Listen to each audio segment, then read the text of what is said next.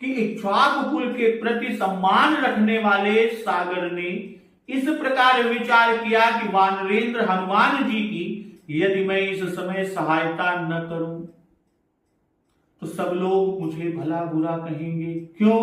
इक्ष्वाकुनाथ सगर महाराज ने मुझे बढ़ाया है। जय श्री राम। और यह इक्ष्वाकुवंशी श्री रामचंद्र जी का सचिव, इसलिए इसको कष्ट नहीं होना चाहिए।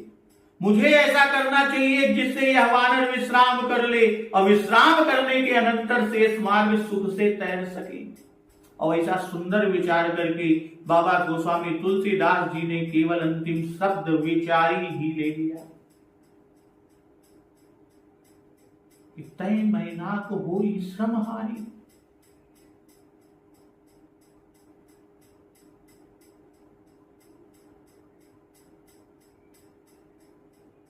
वाल्मीकि मैनाक क्या कौन है? मैनाक हिमाचल का पुत्र माना जाता है, यह स्वर्णमय है। अब वाल्मीकि रामायण में मैनाक ने हनुमान जी से अपना वृत्तांत कुछ इस प्रकार कहा कि पहले सत्ययुग में पर्वत पक्ष युक्त पंख युक्त होते थे, सब दिशाओं में गरुड़ की तरह उड़ा करते थे।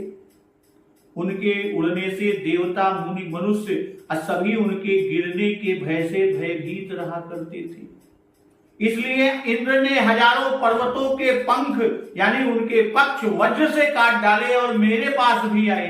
उस समय आपके पिता महात्मा पवन देव ने मेरी सहायता की और मुझे शीघ्र ही अपने वेग से उड़ाकर समुद्र में लाकर छिपा दिया। तो यह पाताल के विशाल द्वार को रोके रहता है, ऐसे चारों दिशाओं में बढ़ने का सामर्थ्य है। इसलिए कहते हैं कि तय मैनाक होई श्रमहारी।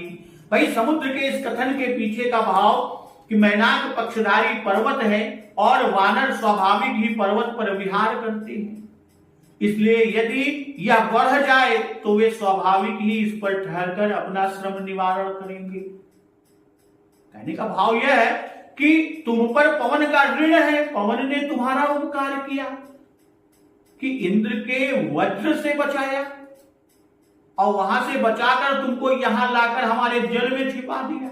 तुम भी उनके पुत्र का उपकार करके उनसे ऋण हो जाओ। भाई मैनाक से ही सिंधु ने क्यों कहा, सागर रत्नाकर ने क्यों कहा? क्यों? क्योंकि उसके भीतर जितने जलचर हैं वे कोई आकाशगामी नहीं है और न ही सामर्थ्य ही किसी में है कि हनुमान जी को संभाल सके। तो इस समय श्री हनुमान जी बहुत ऊपर आकाश में हैं और मैनाक पंख